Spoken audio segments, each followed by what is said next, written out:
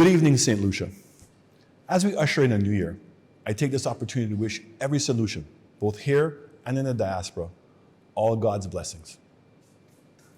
As this government begins its third year in office, we must reflect and ask, am I satisfied with the direction in which my country is heading? Do I feel safer today than I did 2.5 years ago? Am I satisfied with the government's efforts to protect us from the increasing cost of living? Am I confident about the quality of education and the healthcare systems? We must also ask ourselves, is it easier to get a job now than before? And am I satisfied with the government's management of the state assets, and in particular, our roads? If your answer, like mine, is a resounding no, then it's clear that our sweet St. Lucia is heading in the wrong direction. In 2016, the United Workers' Party, under my leadership, pledged to build a new St. Lucia. We promised you, the people of this country, that with your support, we would make St. Lucia the best place to live, work, invest, and visit. We knew it would not be easy, but we were committed to this ideal. We recognized to fulfill this vision and to become the nation that we are destined to be, we could no longer continue doing things the same way and expect meaningful progress. That is why we developed a 10-year plan to provide affordable quality healthcare, a globally competitive education system, a safe environment, an economic opportunity for all. Over the last 2.5 years, we've witnessed the opposite, in fact. We now have an oppressive and autocratic government that has betrayed the trust of the people and is bent on dictatorship and victimization. We've witnessed the complete mismanagement of the economy. Nepotism, deceit, hypocrisy, dishonesty, blatant corruption at an unprecedented level, and the flagrant abuse of our civil rights, all in the name of protecting the victory. We've witnessed anyone daring to stand up to this government being brutally attacked. We see it every day on social media and on shows hosted by SLP loyalists. In the public service, many experienced and professionals have been marginalized and replaced by party supporters. And we also see the repeated attempts to silence the opposition in Parliament. Despite this, members of the United Workers' Party remain committed to being the voice of those who cannot defend themselves and will continue to fight for the freedom, our civil rights, and the rule of law. Ladies and gentlemen, it is evident that our country is currently going through one of the toughest economic times in its history. However, it is clear this current crisis has been self-inflicted by a government that has no plan and no vision for our country. They've been clueless in how to respond to the impact of inflation and the global conflicts that have created a threat to our economy.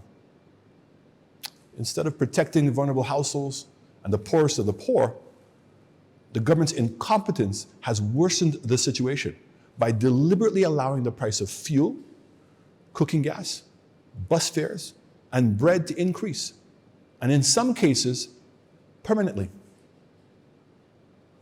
Contrast this with 2020, when we faced COVID-19, the most severe pandemic the world had ever experienced, resulting in a global economic catastrophe. During this difficult time, our top priority was to ensure that our senior citizens and the most vulnerable had access to food, and that our displaced workers had the necessary funds to take care of their families and daily expenses.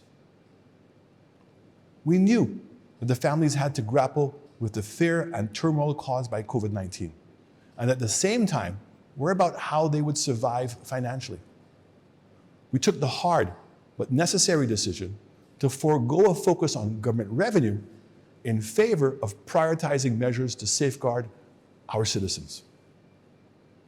Unlike what is happening today, our focus then was on saving lives and livelihoods and guiding the country through difficult global challenges.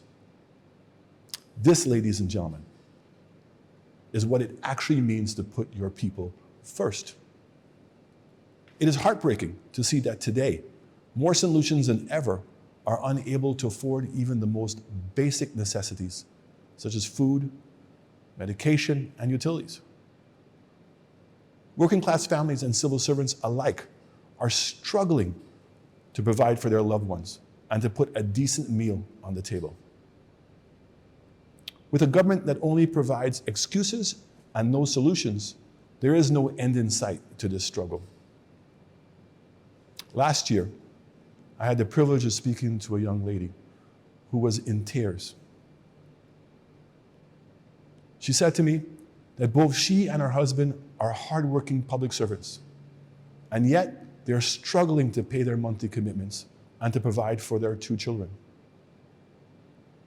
Sadly, ladies and gentlemen, their situation has become the reality for too many St. Lucians,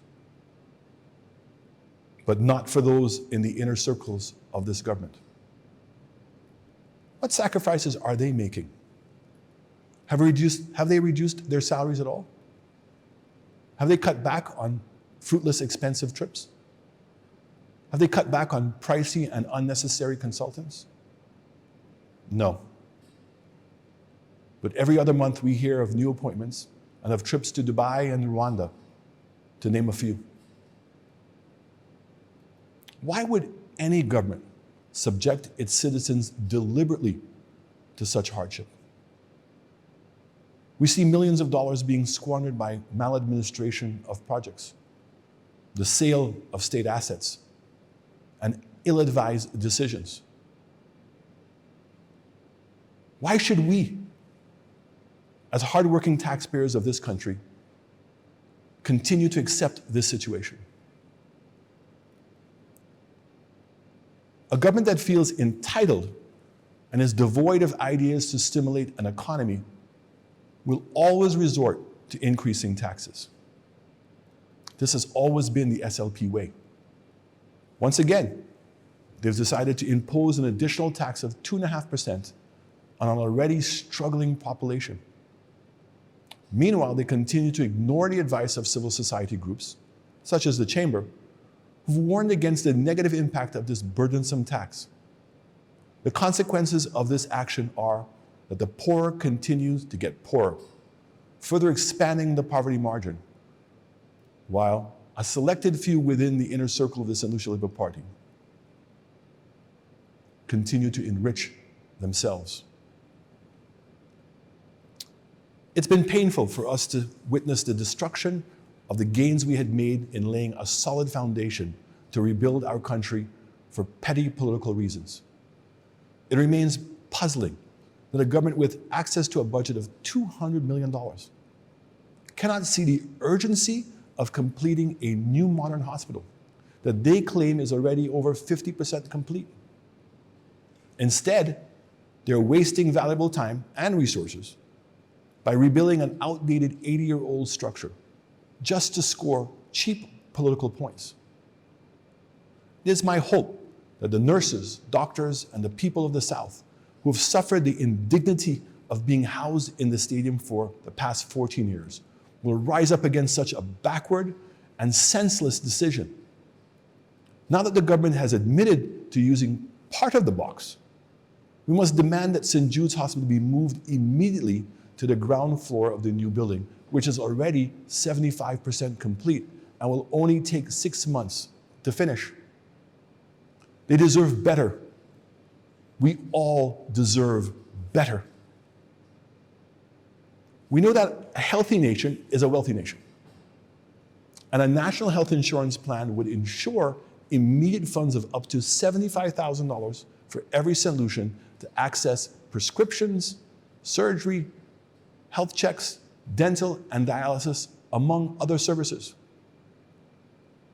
I ask you, why would a government deny you that? And in its place, create a policy that only provides free health care to pregnant mothers and senior citizens over 80 years? What about the rest of the population who cannot access basic medical care, nor basic medications at our healthcare facilities? Do they not need access to quality, affordable health care as well? It is evident that St. Lucia continues to pay the highest prices for fuel and cooking gas in the region.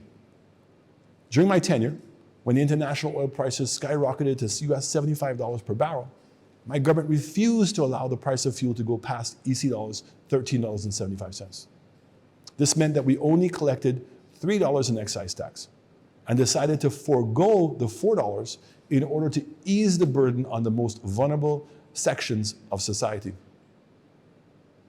However, at present, the price of oil is at the same $75 a barrel, yet the current government continues to keep the price of fuel at EC $16.50, collecting an average of $5 per gallon. Cooking gas is at almost EC $40, the highest ever in the history of St. Lucia. This raises the question of how much excise tax the government has been collecting over the last 365 days to fund the lavish lifestyles of the members of the St. Lucia Liberal Party at the expense of the poor. The increase in crime across the nation in 2023 is unprecedented, causing widespread fear and panic. The Prime Minister pathetically tried to justify a second year of 75 murders by claiming the rate of murders declined in the second half of the year due to his initiatives. We can all see the fallacy of this argument, as we've started the first month of this year with 8 murders, an average of 2 per week. If this pattern continues, we can only imagine what the death toll of young men will be by the end of the year. Instead of putting hard-hitting measures in place, this Prime Minister, Philip Pierre, continues to give silly excuses such as, "I don't know, I'm not a policeman," and hopes that things will get better. Additionally, Pierre has failed to understand the importance of ensuring that his cabinet is free from the acts of corruption or criminal activities. This trend is also apparent in many appointments of persons within the echelons of government who've already have shady past, and in some cases, have criminal convictions. The police and the population live in a constant state of fear of a junior government minister who will bully and take to task anyone who chooses to speak out against his unethical acts and corrupt deeds. Instead of condemning this behavior, the Prime Minister cowers in silence and says nothing. His failure to set an example has weakened his government's moral authority on crime. Nonetheless, the United Workers' Party strongly reiterates its unwavering commitment to working with the government to combat crime. We understand the devastating impact that crime has on people, communities, and the economy. Therefore, we urge all St. Lucians to unite and stand together as one people in the fight against crime and violence in our country. It is difficult to witness the destruction of the gains we had made in laying a solid foundation to rebuild our country and the loss of a clear direction, and even harder to believe this is all for petty politics. As citizens, we all have the power to shape the progress of our nation. It's up to each one of us, acting together, to decide how we want this country governed. We can no longer afford to stand idly by and do nothing. I'm reminded of a quote attributed to one of the greatest freedom fighters, Dr. Martin Luther King. And I quote, "Our lives begin to end the day we become silent about the things that matter," end of quote. I therefore call on all good men and women of this country to act now to safeguard our democracy and freedom, as the future of the next generation is at risk. We must all participate to protect our country. If not, all will be lost. The Constitution is a contract to empower the government to make decisions and implement programs on our behalf. However, this can only be achieved by carefully selecting the right people to lead and by holding them accountable. Any acts of dishonesty, abuse of power, and attempts to silence our voices must be opposed. We need leaders who will foster and cultivate new ideals and values. Leaders who will provide the people of St. Lucia with better access to services, who will safeguard the country's assets and raise the standard of living across this country. We should all aspire to set a higher standard for ourselves and adopting a fresh and progressive approach to our politics and developing our country. As we move forward, we need to lay aside our political biases and think about the future of our nation. I'm asking all of you to become part of the solution. I encourage everyone to work with me and United Workers' Party to hold this government accountable for their policies, decisions, and actions that affect us all. As you may know, this month we are celebrating 45 years of independence. During that time, we have accomplished some great achievements and equally some disappointments. My fellow St. Lucians, we all want the best for St. Lucia. It's not only my hope, but also the aspiration of the United Workers' Party family, a family with a proud history of progressive, which is celebrating its 60th anniversary this year, that we urge you to play your part and participate in one of the many consultations, public meetings, town hall engagements, and focus group sessions that we will be hosting throughout the length and breadth of St. Lucia. Or better yet, become a member and join the executive branch from your constituency. I invite you to pledge your support to the United Workers' Party, and together we'll remain steadfast in our quest to build a new and progressive St. Lucia, a St. Lucia that we all can be proud of. This is your chance to be part of a team of workers in shaping your community and country's future. As a party, we'll continue to advocate for and protect the rule of law, democracy, and demand good governance in this country. Without these ideals, we will certainly descend into chaos and anarchy. It is my hope, and that of United Workers' Party, that our beloved country will rise from the ashes of despair, and that you, the people, will join us in building a new and progressive St. Lucia. In conclusion, I wish to reaffirm my faith in St. Lucia and all of you, to express my faith in God and for His guidance, to my family for their unwavering love, and to all my constituents of Micoud South, who continue to be my support and beacon. To my UWP family, here and abroad, thank you for your confidence in me. You've strengthened my voice and given me a mandate, and for this, I am grateful. I wish you all that is good for 2024, and may God continue to bless you and our beautiful nation, St. Lucia.